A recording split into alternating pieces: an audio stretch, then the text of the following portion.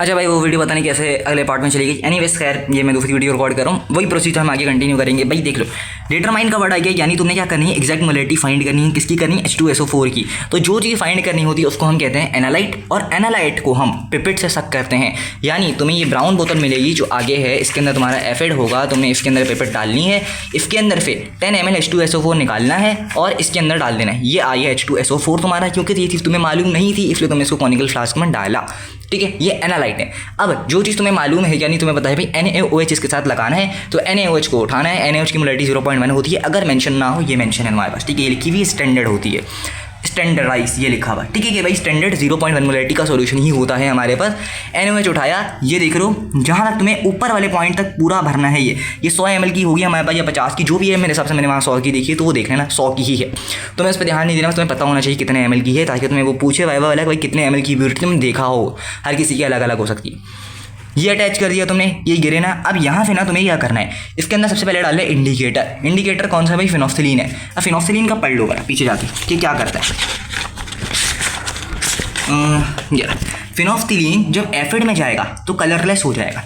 ये नीचे क्या है? एफिड है। मैंने इसके अंदर दो कतरे का ध्यान रखना भाई। जो भी तुम यहाँ पे वो डाल रहे हो इंडिकेटर, भाई भरना नहीं है इसको। एटलीस्ट तुमने 2 से 3 कतरे डालने हैं इसके अंदर, बस पूरा नहीं भर देना इसको कि तुम कतरे भरे जा रहे हो। ठीक है, 2 से 3 ड्रॉप तुमने इसके अंदर डाल देना है, बस तुम्हारा काम हो जाएगा। कलरलेस होगा, यानी इसके अंदर कलर नहीं आएगा, क्योंकि नीचे क्या है? एफिड है। हमें कॉमन सेंस की बात है, तो भाई भरना नहीं है, उससे कोई फर्क नहीं पड़ेगा। 2 से 3 कतरों में हमारा काम हो जाएगा। ये सबके लिए बता रहा हूँ, किसी ने 2 से 3 कतरों से ज़्यादा नहीं डालना किसी भी एक्सपेरिमेंट में। अब क्या करना है, मैंने बेव डालनी स्टार्ट करनी। क्या करना है भाई, देख रहे हो ये तुम्हारी टूटी है, छोटी फी है, तुम्हारे पास जो भी होगा, तुमने कतरा बाय कतरा, ड्रॉप बाय ड्रॉप यहाँ से स्टार्ट करना है कि भाई तुम्हें कहाँ से स्टार्ट कर। अच्छा भाई, अब मैं तुम्हें रीडिंग बता दूँगा, रीडिंग किस तरह लेनी, एक ही साथ सारे पॉइंट्स कवर कर दूँ, वे टाइम ज़्यादा हो गया बहुत। ये 0 लिखा है, यहीं पे तुम्हारी एंडिंग वैल्यू आएगी, तुम्हारा यहाँ तक पूरा सॉल्यूशन आएगा।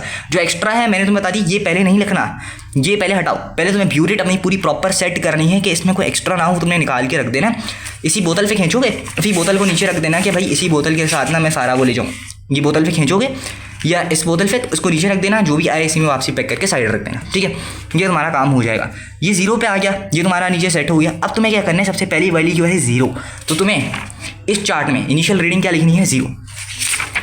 अब तुम इसको नीचे ड्रॉप बाय ड्रॉप गिराना शुरू करोगे, ड्रॉप बाय ड्रॉप गिराओगे। एक पॉइंट ऐसा आएगा कि मैं तुम्हें बोला ये इक्वल सॉल्यूशन हो जाएगा, कि भाई ये ना एफिड है ना बेसिक सॉल्यूशन है, बिल्कुल मीडियम पॉइंट है, इक्विलिब्रियम पर पहुंच गया है।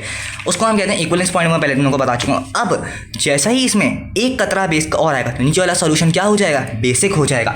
और इंडिकेटर फिर हमें क्या बताएगा? ये सॉल्यूशन बेसिक हो चुका है। और कैसे बताएगा?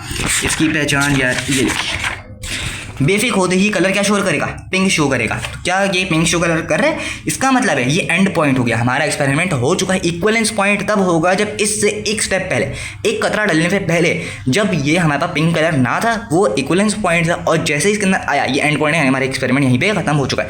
अब भाई इसको ऐसे ही नहीं छोड़ देना। ये हो रहा है, तुम बैठ के यहाँ तफरी कर रहे हो, नहीं कतरा बाई कतरा गिर रहा है, जैसे पिंक कलर आएगा मैं देख लूँगा, ये पॉसिबल नहीं है।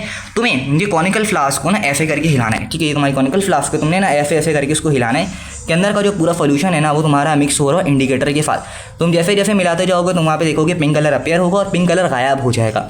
एक पॉइंट ऐसा आएगा कि पिंक कलर पूरा यहीं पे रहेगा, और यही चीज़ तुम्हारा एंड पॉइंट है। बस अपनी इक्वेशन याद कर लेना सारी चीज़। अब कैसे करना है, जिस पॉइंट पे तुम्हारा ये पिंक कलर आ गया ना, तुम यहाँ पे इसको रोक दोगे। मान लो ये तुमने रख दिया 12 पे या 10 पे या 15 पे, जहाँ पे भी रोका वो तुम्हारी फाइनल रीडिंग है। वो तुम फाइनल रीडिंग में लिखो 0 माइनस फाइनल रीडिंग, यानी मान लो 12 आई है तो 12 लिखोगे ना ऑफकोर्स, या 12 माइनस 0, सॉरी ऑफकोर्स क्या बता रहा हूँ मैं, 12 फाइनल को इनिशियल से माइनस करते हैं तो ये हो जाएगा 12 पॉइंट। ओके, अब तुमने इनिशियल वैल्यू क्या है, कहीं से शुरुआत करोगे, वापसी थोड़ी भी रेट को भरोगे, वापसी 12 से शुरुआत करोगे। 12 के बाद तुमने फिर से ये एक्सपेरिमेंट, ये नीचे वाला जो आया है ना इसको फेंक देना है। ठीक है, इसको ऐसे ही रहने देना है, ये ब्यूटी यहाँ से चेंज नहीं होगी, अब यहीं से कंटिन्यू होगा। क्या होगा, तुमने वापसी 10 ml खींचना है, उसके अंदर फिर H2SO4 इसमें रखना है, इंडिकेटर ये 2-3 कलर डालने हैं, इसको वापसी स्टार्ट करना है। अब भी देखना तुम्हारी वैल्यू जो आएगी ना ऑलमोस्ट 24 पे आएगी। तो 12 तुम्हारी थी इनिशियल, ऑलमोस्ट 24-25 आएगी। तो ये 24-25 माइनस 12 कितना होता है, ये बनता है तुम्हारा 12-13। तो देख लो बिल्कुल सेम तरह की वैल्यू। ये नहीं अब तुम्हारा एक्सपेरिमेंट अगर अभी पहले इनिशियल बता रहा है कि 12 और अगली तुम्हें बता रहे 20, तो समझ लो तुमने कोई नमूनागिरी करी है इस चीज़ में। ठीक है, या तुमने कोई चीज़ में स्किप करी है तो देख लेना। अच्छा, फिर तुमने ये एक्सपेरिमेंट परफॉर्म कर लिया कि तुम्हारा यहाँ पे मान लो 24 से आ रहा था, यहाँ मान लो 24 आई हो तो 24 यहाँ पे लिख दो, इनिशियल आ जाएगी।